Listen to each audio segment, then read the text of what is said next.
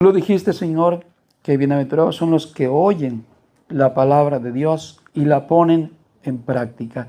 Así es que estamos acá, Señor, para ser bendecidos a través de tu Espíritu, que es tu palabra. Guíanos, Señor, habla a nuestros corazones, nuestras almas sedientas, para que tu palabra, Señor, traiga vida abundante en cada uno de nosotros. Lo pedimos todo en el nombre de Jesús. Amén. Tomen su lugar. Quisiera entonces enfocarme un poco, hermanos, en que hay enemigos de Dios. Sin duda hay enemigos de Dios.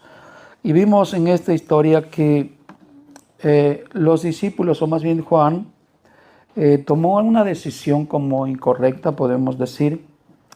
¿Sí? Y dice que le prohibió a alguien que iba predicando en el nombre de Jesús, que incluso iba con señales también, haciendo un verdadero trabajo de Dios. Y cuando vio esto, dice que como no le seguía, no andaba junto con el grupo de ellos, se le hizo fácil decir que no siguiera, que no tenían ese derecho, no tenían esa posición, esa autoridad, por cuanto no andaban con Jesús. ¿Sí? A lo cual Jesús le respondió diciendo, ¿por qué se lo prohibieron? ¿Por qué lo hicieron? No tenían que haberlo hecho, porque Jesús dijo, cualquiera que hace milagro en mi nombre, luego no puede hablar mal de mí, porque en realidad está haciendo un trabajo adecuado, está haciendo la obra de Dios. En muchos lugares del mundo le aseguro que hay hombres que están predicando un evangelio verdadero, un evangelio sano, así como hay muchos en otros lugares que no se predica el evangelio sano. Pero sin duda Dios tiene en muchos lugares a hombres, tanto hombres que predican el evangelio como oyentes que están oyendo un verdadero y sano evangelio, ¿cierto? Si no, entonces Dios no estaría todavía con el propósito de que se estuviera anunciando el evangelio, si no hubiera nadie que lo estuviera predicando de una manera correcta y oidores que lo estuvieran escuchando también de esa manera correcta. Ya entonces no existiría la iglesia, ¿cierto? Aunque tal vez sea bastante difícil decir, hermanos, pero la mayoría de iglesias en realidad se mira mal evangelio el que presentan. Sí, pero aún no ha venido el tiempo cuando el Señor venga, y mientras el Señor no venga todavía, este evangelio será predicado todavía. Claro, hay quienes anuncian un falso evangelio, hay quienes anuncian falsas enseñanzas bíblicas, porque también está dentro de un contexto bíblico. Antes de que venga el Señor, vendrán falsos cristos, vendrán quienes enseñarán conforme a las concupiscencias o deseos de sus corazones, ¿cierto? Y eso abunda, ciertamente, pero es parte de lo que está escrito que sucederá antes de la venida del Señor. El amor de muchos se enfriará, vendrán aquellos vestidos de oveja, pero son lobos rapaces que vienen a tomar posición de la grey para sacar ganancias deshonestas. ¿Sí? Bien sabemos eso. Bien entendemos eso, pero sin duda también, aunque casi no se deje ver, la iglesia del Señor, aunque sea un pequeño remanente, pero Dios lo tiene en muchos lugares de la tierra, ¿cierto? Tal vez aquí en un lugar muy cerca de nosotros, aunque ni lo sabemos dónde están, pero ahí están, hermanos. Eso es lo lindo, que todavía Dios, aunque no ha venido, pero sigue manteniendo y guardando a su iglesia hasta el día de su venida. Decimos amén. Si no lo cree, pues mírese aquí, entonces, ¿usted no es la iglesia o qué? ¿Acaso no somos hijos de Dios? Esa es la realidad, que aunque el Señor no ha venido, pero sí tiene un pueblo que le espera y que le anhela ver y que está ansioso de que el Señor venga, ¿cierto? Todo aquel que ama al Señor anhela su venida. Todo aquel que ama al Señor dice, como dijo el Apocalipsis, el que oiga diga, ven Señor Jesús. Y el Espíritu dice, ven Señor Jesús. La iglesia dice, ven Señor Jesús. No está diciendo, ojalá que no vengan guerras, ojalá que el dólar se ponga mejor, ojalá que este año me vaya bien económicamente. No está esperando eso. Él lo que más anhela es la venida del Señor. Esa es su meta, ese es su primordial corazón o pensamiento, porque está en las cosas de arriba, en lo eterno, en lo celestial. Cuando decimos amén, eso nos da evidencia de que en verdad amamos al Señor y esperamos la venida del Señor. Así es que veamos cómo el Señor, sí, hermano, nos enseña en su palabra que sí hay quienes están en contra de su voluntad. ¿Sí? En Mateo capítulo 12, verso 30 nos dice también, el que no está conmigo está contra mí. Sí, vemos como si hay enemigos de Dios. Vimos la enseñanza del trigo y la cizaña, ¿cierto? ¿Qué fue lo que sucedió? Dice que hubo un hombre que sembró su semilla buena, pero los encargados, los trabajadores se descuidaron y vino el enemigo y sembró una semilla mala, una cizaña.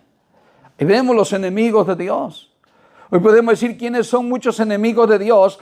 Aquellos que, hermanos, están enseñando un evangelio diferente, un evangelio que no está conforme a la voluntad de Dios, lo que está escrito.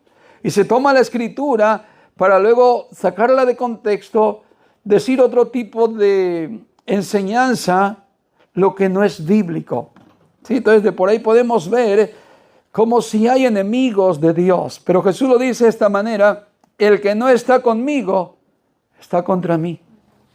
¿Sí? Está contra mí. Y el que no recoge conmigo, desparrama. ¿Qué es no recoger con el Señor? Cosechar, hermanos. Recoger. Recoger, en este caso recoger almas. Ganar almas.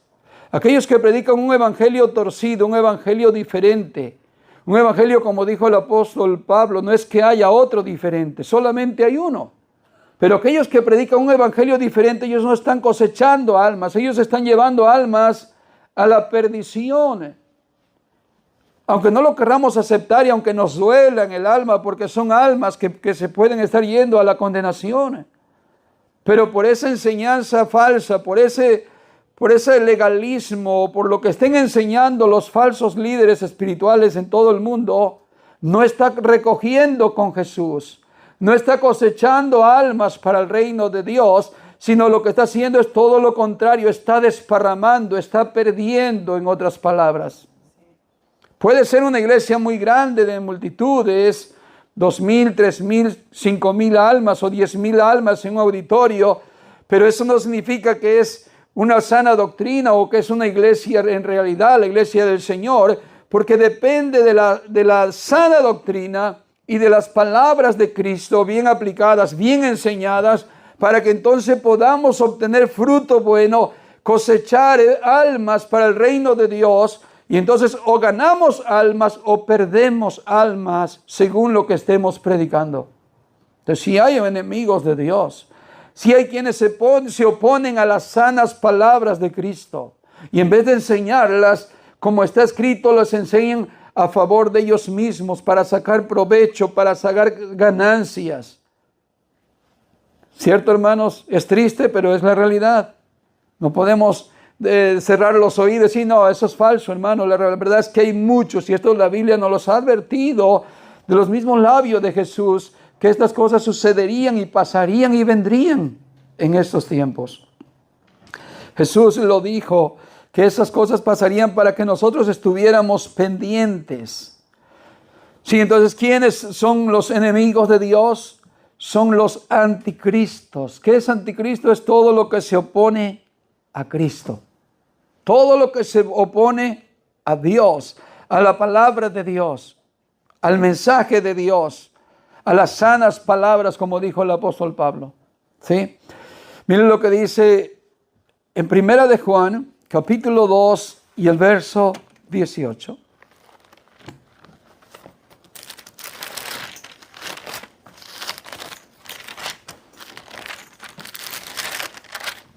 Hijitos míos, ya es el tiempo, y según vosotros oísteis, el anticristo viene. Así ahora han surgido muchos anticristos. Por esto conocemos que es el último tiempo. Salieron de nosotros, pero no eran de nosotros. Porque si hubiesen sido de nosotros, habrían permanecido con nosotros. Miren lo trágico que es esto. Los que no andaban con Jesús andaban haciendo buen trabajo.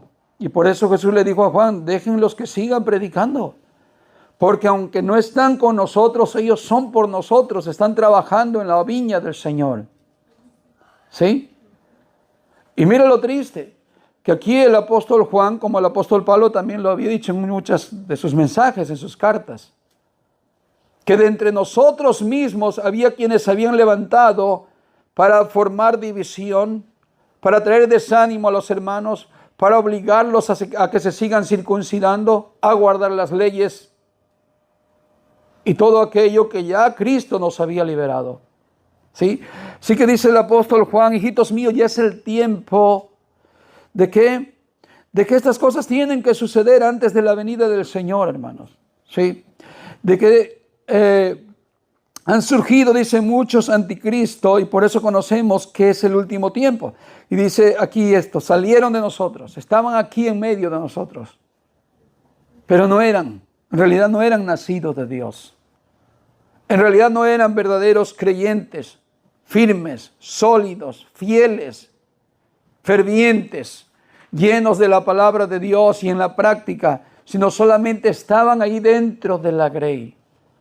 Ahí lo que dice la Biblia, ¿no? Que la cizaña crece juntamente con el trigo, ¿no? ¿Sí? Eso es la realidad también. No podemos fingir, hermanos. No. Nadie nos estamos apuntando entre usted y yo de que usted es cizaña o yo soy cizaña. Pero sí dice la Biblia que dentro de la misma casa o la iglesia crece el trigo y crece la cizaña.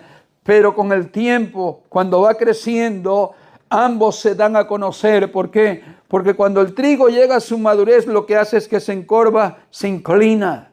Mientras que la cizaña es muy orgullosa y nunca se dobla y permanece erguida todo el tiempo. El cristiano verdadero se dobla ante Dios, se humilla ante Dios. Y por eso la cizaña, aunque tiene mucho parecido al trigo, los que son de campo conocen cómo casi ni se distingue. Pero la cizaña se mantiene siempre erguida. Ese es el orgullo, la altivez, la soberbia. Y aquí que dice el apóstol Juan: estaban con nosotros, pero no eran de nosotros, porque si hubieran sido de nosotros, habían permanecido con nosotros, pero salieron para que se manifestasen que no todos son de nosotros. Es triste eso también, da tristeza, ¿no?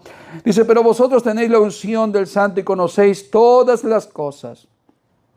No os he escrito como si ignoraseis la verdad, sino porque la conocéis y porque ninguna mentira procede de la verdad. ¿Quién es el mentiroso sino el que niega que Jesús es el Cristo? Este es el anticristo, el que niega al Padre y al Hijo. Todo aquel que niega al Hijo tampoco tiene al Padre, y el que confiesa al Hijo tiene también al Padre. Lo que habéis oído desde el principio permanezca en vosotros. Si lo que habéis oído desde el principio permanece en vosotros, también vosotros permaneceréis en el Hijo y en el Padre. Esta es la promesa que Él nos hizo, la vida eterna. Os he escrito sobre los que os engañan, pero la unción que vosotros recibisteis de Él permanece en vosotros, y no tenéis necesidad de que nadie os enseñe. Así como la unción misma os enseña todas las cosas, y es verdadera, y no es mentira. Según ella os ha enseñado, permaneced en Él. Y ahora, hijitos, permaneced en Él para que cuando se manifieste tengamos confianza, para que en su venida no nos alejemos de Él avergonzados. Si sabéis que Él es justo, sabéis también que todo el que hace justicia es nacido de Él. Esta carta nos incita con sus palabras, hermano, que aunque vengan los anticristos, sabemos que ya somos avisados, y lo que Dios nos ha enseñado a través de su Espíritu, lo que menciona esto del que tenemos la unción, quiere decir que el Espíritu de Dios está para guiarnos, está en nosotros, ¿sí? Que habita en nosotros. Como dijo Jesús, Él os guiará a toda verdad y a toda justicia. Y no tiene necesidad, dice, que os enseñe, o sea, como si estuvieran ignorantes de la verdad. Eso quiere decir, no significa que nos tenemos que seguir enseñando a través del estudio de la palabra de Dios, sino que está diciendo, como reafirmando, ustedes ya conocen lo que es verdadero, ya tienen la enseñanza real, verdadera. Así es que este aviso no es sino para animarnos, para que cuando en su venida el Señor nosotros estemos de pie, no salgamos corriendo avergonzados, porque sin duda lo que conocemos de Él es para tenerle confianza en el día del juicio. ¿Por qué? Porque así como Él es, así también nosotros somos. Así como Él vivió en este mundo, así también nosotros vivimos, para que tengamos esta confianza en el día de su venida. ¿Cuánto decimos amén? Muy bien. Así es que vemos que sí hay enemigos, todos aquellos que son anticristos. Y no voy a decir quién es un anticristo, no voy a decir que yo voy a mencionar a una persona, como muchos se atreven así, no, es el Papa, no, es fulano, no, es sutano, no. Simplemente es sencillo de entender todo aquel que se opone contra lo que es la palabra de Dios, pueden ser los gobiernos políticos. Se oponen contra lo que es el matrimonio natural, bíblico, entre un hombre y una mujer, y los que lo empiezan a practicar de otra manera, que vienen de las leyes políticas, eso es anticristo. La aprobación hacia el aborto, eso es anticristo, ¿cierto? Y muchas cosas que se están levantando hoy, en este tiempo, para la educación en las iglesias, y muchas cosas que van a seguir naciendo, que son anticristianas, ¿cierto? No solamente desde que haya pastoras, sino que aún hoy hay pastores que son homosexuales o pastoras que son lesbianas. Y van a arrancar de la Biblia conceptos que nos han enseñado que estas cosas son erróneas y que no son de Dios y que no se deben de practicar. Las van a arrancar de la Biblia, van a llegar a tal grado porque lo toman como que eso es una aberración o es algo ofensivo, es algo de odio. Y la Biblia no está declarando odio hacia ellos, pero sí les está declarando que se deben de arrepentir y que nadie puede entrar al reino de los cielos de esa manera, ¿cierto? Pero esas cosas ya se están viviendo ahora y no podemos ocultarlas. Muy bien, también en Mateo capítulo 24 y el verso 3, mira también la escritura lo que nos dice acerca de los anticristos. Amén.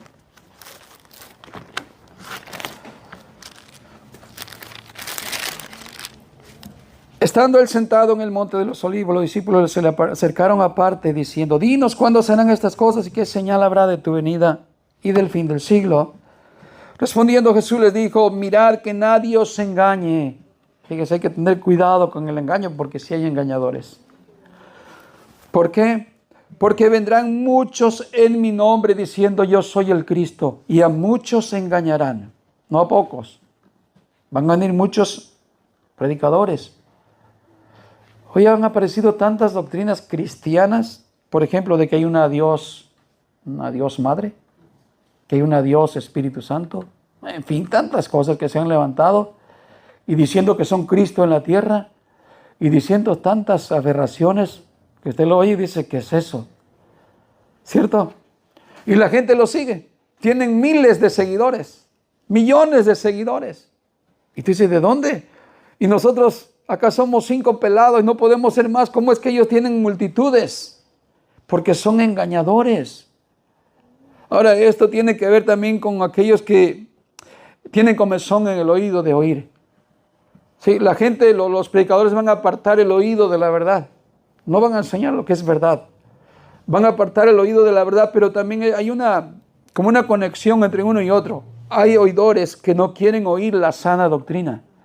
Y dijo el apóstol Pablo, apartarán del oído la verdad y tendrán comezón de oír. Y en vez de oír la verdad, oirán doctrinas de demonios. Y serán engañados, serán convencidos. Que lo que ellos viven, dicen, esta es la verdadera religión. Esta es la verdadera iglesia de Dios. Y pregúntenle si no, y verán que le van a decir, esta es la verdadera iglesia. Ellos nunca van a decir, esta es una secta. Ellos nunca van a decir, no, esto es algo erróneo. Todos aquellos que están engañados, de alguna manera, la astucia de Satanás es como al principio la serpiente, ¿no? Que engañó a Eva.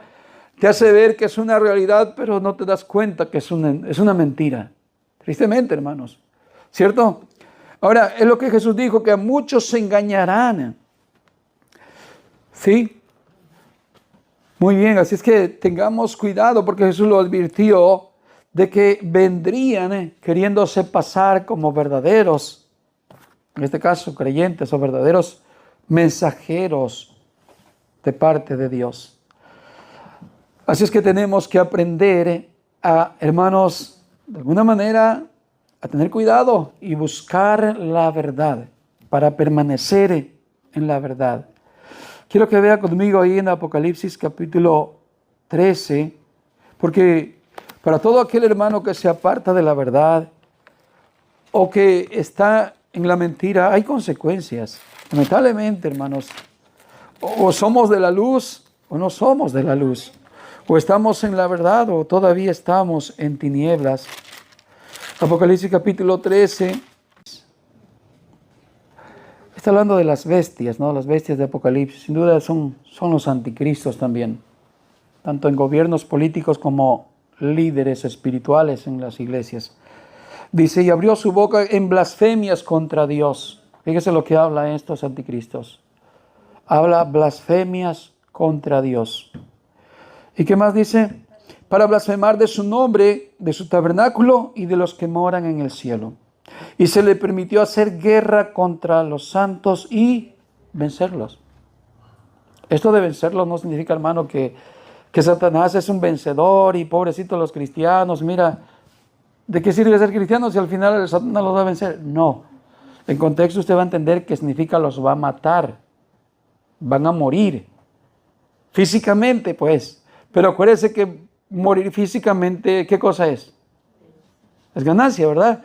Lo que dijo el apóstol Pablo, para mí el vivir es Cristo y el morir. En ese contexto está hablando aquí Apocalipsis. Dice que les hará guerra y los va a vencer, los va a matar. Fíjese ahí el contexto, más lentito. Dice, y vencerlos. También se le dio autoridad sobre toda tribu, pueblo, lengua y nación. Y la adoraron todos los moradores de la tierra cuyos nombres no estaban escritos en el libro de la vida del Cordero desde el principio del mundo. Si alguno tiene oído, oiga. Aquí está el contexto. Verso 10. Si alguno lleva en cautividad, va en cautividad. Si alguno mata a espada debe ser muerto. Aquí está la paciencia y la fe de los santos. ¿Sí? Sin duda, hermanos, los cristianos están bien sabidos que cuando hay persecución, han de pasar esa persecución, esa tribulación. Pero esa muerte no es para pérdida, sino que es para ganancia. Pero sí hay consecuencias. ¿Por qué? Porque todos aquellos que adoraron a la bestia, está diciendo que estuvieron de acuerdo con esa doctrina, con esas señales, con esas enseñanzas, la adoraron, dice, adoraron a la bestia. Bueno, la consecuencia es que serán castigados, que no tuvieron parte en el reino de Dios y que sus nombres no estaban escritos en el libro de la vida. Todos aquellos que adoraron a esas falsas enseñanzas y falsas doctrinas. Tristemente, de eso nos habla que sí hay mucha, hermano, importancia de buscar la verdad y permanecer en la verdad. Porque dice, aquí está la perseverancia. Perseverancia significa fe, la fe de los santos. Aquí actúa la fe de los santos. ¿Estás dispuesto a padecer en la prueba, en la persecución, en permanecer en la voluntad de Dios, en la verdad de Dios, o desmayar por cualquier cosa? Porque aquí está la perseverancia, la fe de los santos. Que aunque venga lo que venga, que aunque la tierra sea removida hacia el mar, nosotros seguiremos alabando al Señor en cualquier circunstancia. ¿Cuántos dicen amén? Que vas a estar firme, que vas a estar con paciencia esperando al Señor, así como Abraham, que por la fe dice que se constituyó amigo de Dios. ¿Sí? Ahora aquí es, hermano, la otra parte, que cuando alguien no es enemigo de Dios y está en una perseverancia, está en fe, ahora es como decir, ya no somos enemigos de Dios, sino que ahora somos amigos de Dios. Así como Abraham, ¿no? Como dice que Abraham llegó a ser amigo de Dios, ¿verdad? Por su fe en Él, por la confianza en Dios, por la perseverancia en Dios. ¿Qué hizo Abraham cuando Dios le llamó? Oyó la voz audible de Dios, le dijo, ve, sal de tu tierra, deja toda tu familia. ¿Sí? Tomó sus chivas, tomó sus becerros, sus vacas, sus borregos, sus empleados o sus esclavos, lo que haya tenido, su mujer, su sobrino, se fue a la tierra donde Dios le dijo que lo iba a enviar, pero no le dio un GPS, un mapa, le dijo, vete aquí, aquí, aquí, allá. Iba como a la aventura sin saber a dónde ir. Cualquiera diría, está loco, ¿yo cómo voy a seguir a Dios sin saber a dónde voy? Bueno, esa es la fe de alguien cuando dice, bueno, es que Dios me está diciendo que yo vaya, que yo camine. ¿Cierto? Y tú dices, bueno, pero ¿qué va a decir la gente? ¿Que yo a dónde voy? No, simplemente sé a dónde voy. Ve a Abraham cómo sale de su tierra se olvida de eso, va por los caminos de desierto, es probado ahí, le tiene confianza en Dios, algunas veces le falla a Dios, miente por querer tener protección, por querer salvar su vida, digámoslo. Pero Dios está con él y sigue avanzando, sigue adelante. Al final, Dios lo constituye el padre de la fe y un amigo de Dios. No enemigo de Dios, sino amigo por la obediencia a Dios, por la sumisión a Dios, por estar de acuerdo con lo que Dios manda, en otras palabras. ¿Sí? ¿Te imaginas qué amigo de Dios? Usted véalo en este diálogo, un amigo de Dios. Cuando Dios se dispone a destruir Sodoma y Gomorra, primero dice que desciende para ver si era real lo que le había llegado a su oído, las noticias, de que Sodoma estaba destrampado, que era un desorden, que era algo totalmente malo. Y dijo, ¿cómo le voy a ocultar esto a mi siervo Job o a mi amigo? Acuérdese que la Biblia dice que Dios no hará algo sin antes comunicárselo ¿a quiénes? A sus siervos. Pero esos siervos tienen que ser amigos de Dios, no cualquier siervo. Hoy no salga, ok, Dios me habló. Y Dios me habló en un sueño, Dios me habló. No, hermanos, aquí está la palabra. Eso sucedió en el Antiguo Testamento, que Dios le hablaba porque no había escrituras. Era la forma como Dios comunicaba las cosas, por sueño, por visión, por voz audible. Pero eso ya terminó, el canon se cerró. Tenemos las escrituras hoy. Pero hay tanta gente hoy que se desvive en eso. Dios me habló, tuve una visión, me fui al tercer cielo, me fui al infierno, etc. Y eso es falso, no lo crean. Eso no crea nada. Ese tiempo ya terminó. Incluso tiempo de los profetas ya no hay profetas. Ya terminó ese tiempo. Pero aquel tiempo sí. Entonces, Abraham oía la voz de Dios. Y mire lo que es la amistad. Vea la amistad de Dios con Abraham. Lo consideraba pues más que un siervo obediente. Un siervo es alguien que le sirve ahí diario. No cada 8 días, cada 15 días, cada mes, o cuando hay fiesta en la iglesia y boda y vamos a la iglesia. No, era un siervo fiel de todos los días. Servicio a Dios diario. Y en esa confianza, mire lo que hace Dios, viene y le avisa. Viene y lo visita. Abraham le da una comida, le ofrece todo aquello. Y luego ya cuando se va, dice que le comenta de que iba a ir a hacer juicio a Sodoma. Y Abraham se pone en un medio como de mediador a favor de la humanidad, vamos a decir. Aunque estaba lógicamente y su sobrino Lot, ¿verdad? Pero sin duda, más que por Lot, pedía por muchos tal vez Abraham. Porque empieza a hablar y dice, Señor, ¿acaso el juez de toda la tierra hará tal cosa? De condenar a todos ahí, a los buenos y a los malos, o al justo y al injusto. Tal cosa no hace ese Dios. Ese rey, ese juez justo, no lo puede hacer ese rey, ese juez de toda la tierra. Ve la amistad, ve la forma de hablar con libertad. Y justo, hablar de una manera correcta, porque está diciendo, el juez justo de toda la tierra hará tal cosa.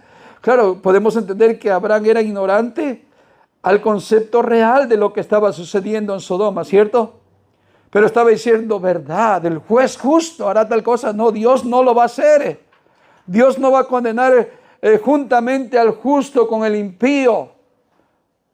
Y al impío con el justo, no. Dios conoce los corazones individualmente. Dios hará un justo juicio en el día del juicio. Nadie pasará por inocente, el culpable no pasará por inocente, ni el inocente por culpable. Dios es juez justo. Y por lo tanto, Dios se presta a este diálogo de Abraham para que darse a conocer que en verdad Dios es justo. Y le dice, si hubiera 50 justos, ¿acaso lo destruirá? Usted ya sabe la historia, cómo viene bajando en número. Para como dar la posibilidad de que Dios es capaz de retener esa ira si en verdad hubiera tantos justos. ¿Y a cuánto fue el número mínimo? ¿10, hermanos? 10, imagínense, toda una ciudad 10 es un número muy bajo, ¿no? Lo cual no lo hubo. Es increíble, ¿no? Es ahí que luego viene la decisión de Dios. Pero el enfoque es, hermano, como Dios considera a alguien ahí su amigo.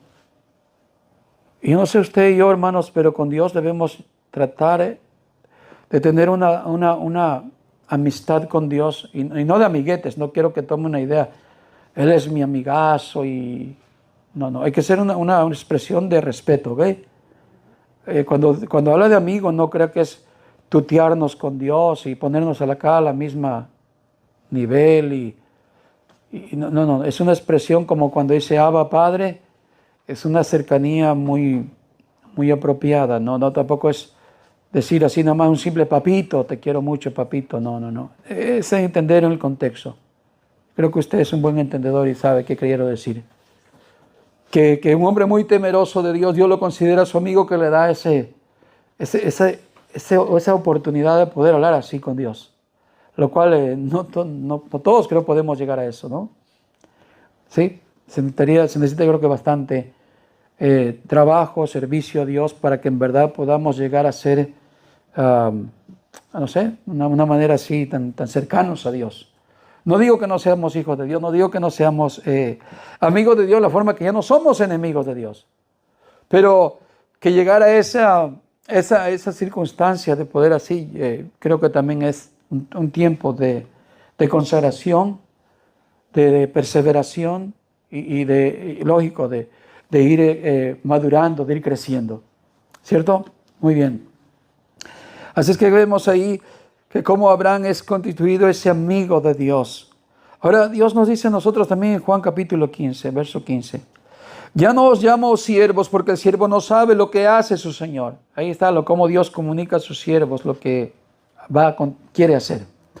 Un siervo no sabe lo que su Señor quiere hacer. Es un siervo, no se lo comunica. No hay esa empatía entre un siervo y un amo.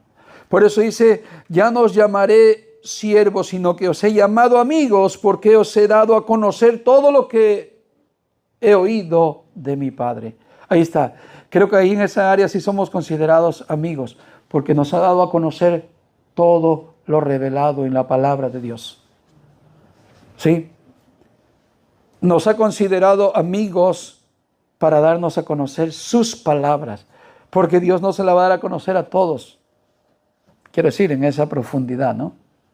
En esa intimidad. Bueno, también en Mateo 13:11 nos dice, y respondiendo, Él les dijo, porque a vosotros se os ha concedido conocer los misterios del reino de los cielos, pero a ellos no se les ha concedido. ¿Se recuerdan que los discípulos le dijeron, Señor, ¿y por qué a ellos le hablas por parábolas? ¿Se recuerdan? Aquí está el contexto. ¿Por qué les hablas por historietas? Porque de oído irán y no entenderán. ¿Para qué? Para que con el corazón no entiendan. Para que así como están escuchando esa parábola, no comprendan. Viendo no vean y oyendo no entiendan. Y de corazón se arrepientan, vengan y pidan perdón y entonces yo los perdone. Pero a ellos no se les es concedido. Y a ustedes sí. ¿Por qué? Porque a vosotros sí se ha concedido conocer los misterios del reino de los cielos. A los hijos de Dios, a los amigos de Dios, se les ha concedido, es un privilegio. Es un regalo, hermanos. El que Dios te dé ese entendimiento y te dé ese oído para oír y entendimiento para entender. Es un regalo de Dios. Es una maravillosa oportunidad que cada oyente tenemos de oír las palabras de Dios. En otras palabras, la dicha de conocer y de escuchar la palabra de Dios, hermanos. Porque no todos pueden oír y escuchar o entender. En 1 Corintios 2:9 nos dice, sino como está escrito, cosas que ojo no vio ni oído yo ni han entrado en el corazón de hombre, son las que Dios ha preparado para los que le aman.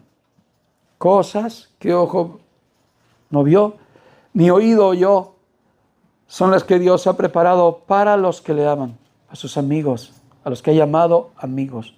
Tiene que ver con su palabra, su enseñanza, la doctrina. No estoy hablando aquí de grandezas y cosas que ojo no vio. Quiero, yo no he visto esto, un carro, no he visto una casa, no he visto. Dios me las tiene preparadas. No son cosas esas, son cosas espirituales, hermanos. ¿Sí? Así es que las palabras de Dios, hermanos, son para sus amigos. ¿Por qué? Porque los enemigos las desprecian, ¿cierto? Ahí está la evidencia. ¿Quiénes aman la palabra de Dios? ¿Los enemigos? No, los enemigos los aborrecen. Por eso el apóstol Pablo decía, Señor, ¿quién ha creído en el Evangelio? ¿Y sobre quién se ha manifestado el brazo del Señor? ¿Quién ha creído en el Evangelio? Muy pocos han creído en el Evangelio. Más bien se han hecho enemigos de la cruz de Cristo. Porque pocos son los que han creído en el Evangelio. Porque no para todos es dada esto, hermanos. Sus enemigos la oyen, pero no la ponen en práctica. ¿O usted ha visto un enemigo de Dios que diga, yo voy a predicar el Evangelio porque me encanta la palabra del Señor? No, hermano, la oye, pero no la pone en práctica. No la recibe. Habla en contra de Dios. Lo que hace al oírla la transquiversa. Inventa algo que no es sano. Porque los enemigos incluso conocen la palabra del Señor, pero la contradicen. ¿Cierto? Por eso Jesús dijo así, hermano. Más bien dichosos son los que oyen la palabra de Dios y la ponen en práctica. ¿Se acuerdan de aquella mujer cuando gritó un día, dichosos a la mujer que te amamantó? ¿Se recuerdan? ¿Y Jesús qué dijo? No, más bien bienaventurados o dichosos los que oyen la palabra de Dios y la ponen en práctica. Ellos son bendecidos porque el Dios se les está permitiendo que la oigan y que la reciban como un tesoro.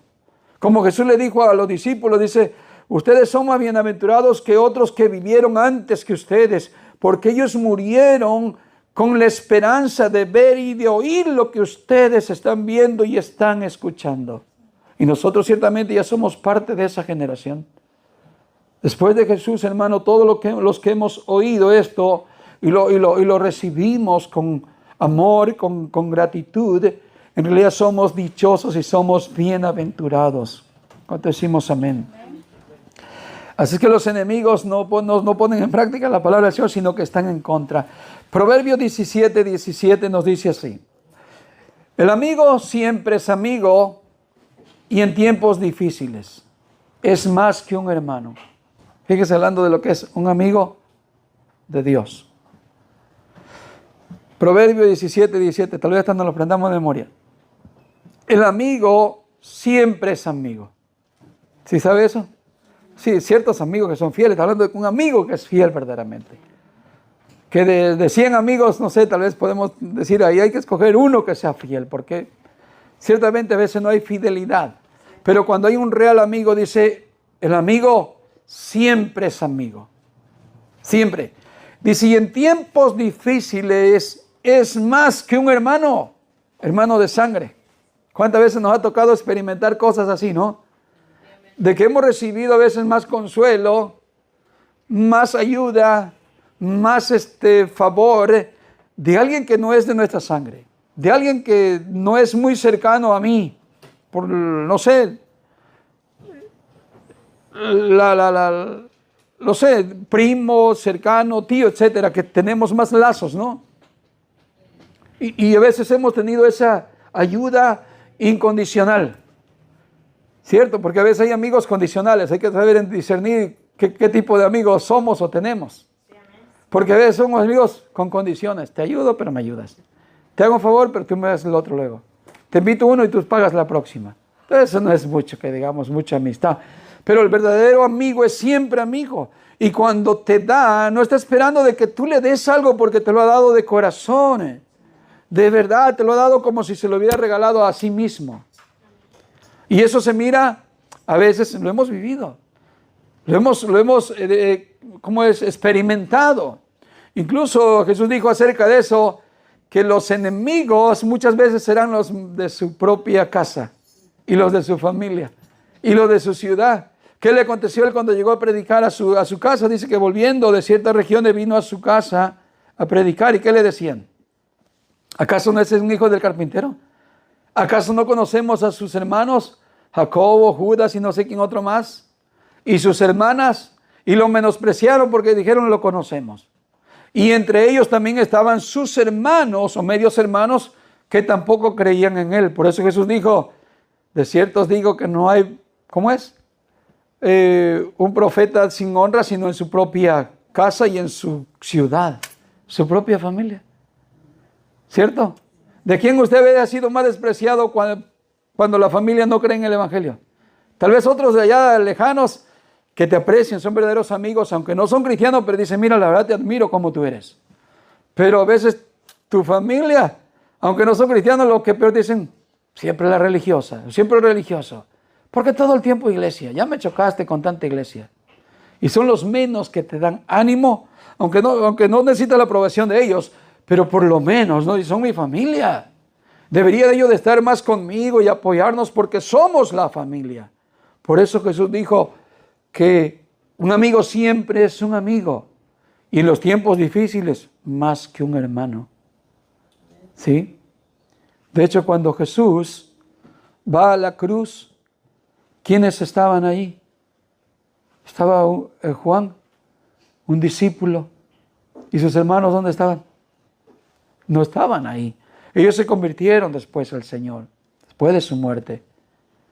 ¿Cierto? Así que, ¿qué nos enseña la Escritura, hermanos? Que si Dios nos considera sus amigos, hermanos, es para también serle fiel a Dios. ¿Sí? Porque Él también es fiel a nosotros. Él nos ha considerado sus amigos si nosotros le obedecemos, si nosotros le amamos de verdad.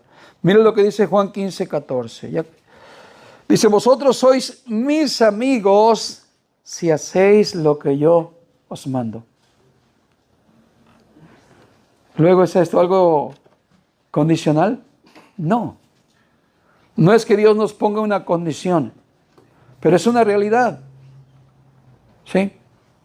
Como dice la Escritura, le amamos a Él, pero porque Él nos amó primero. ¿Cierto? No es que Dios esté demandando algo que no se merezca, porque Él primero nos mostró su amor, en que siendo aún pecadores, Cristo murió por nosotros. Y lo menos que podemos hacer es amarle. Amarle quiere decir obedecerle, servirle. Y en este caso actuar como amigos de Él.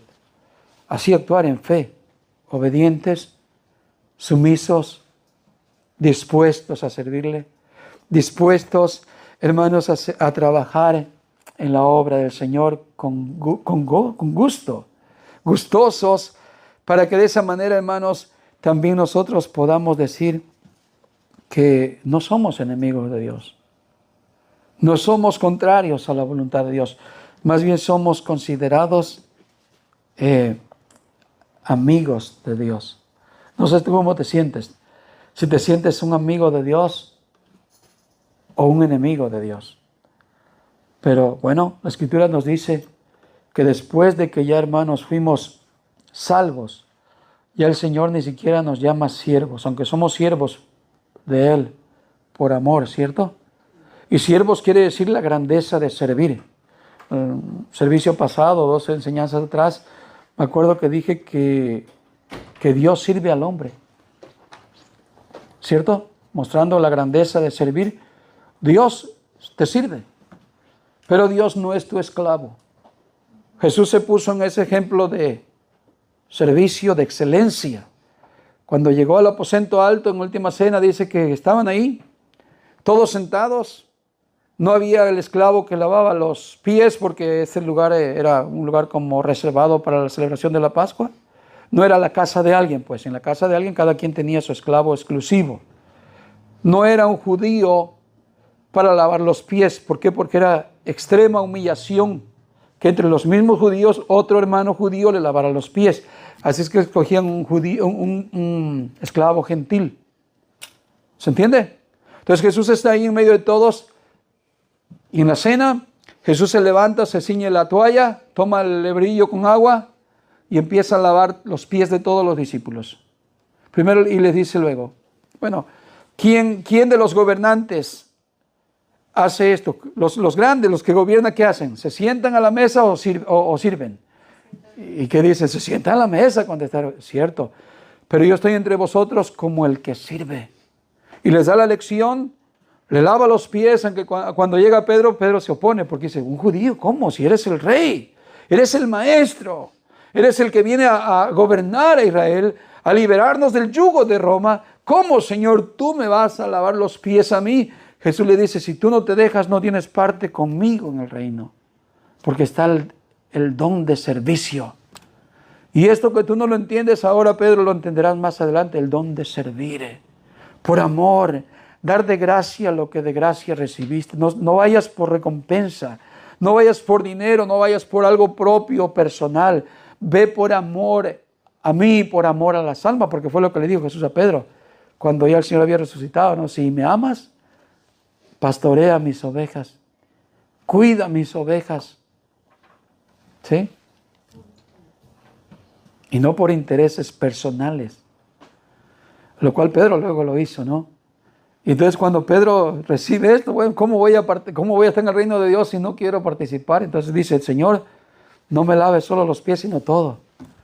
Es cuando Jesús le dijo, no, ya vosotros estáis limpios por la palabra, y todo el que está limpio solamente necesita lavarse los pies.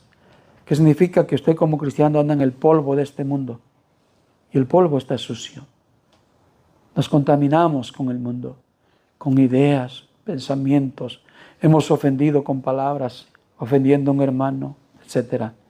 Y ese lavarse los pies es que cada día yo llego en comunión con Dios y le digo, perdóname, Señor, límpiame, porque yo sé que soy un pecador contra ti, o que he pecado contra ti.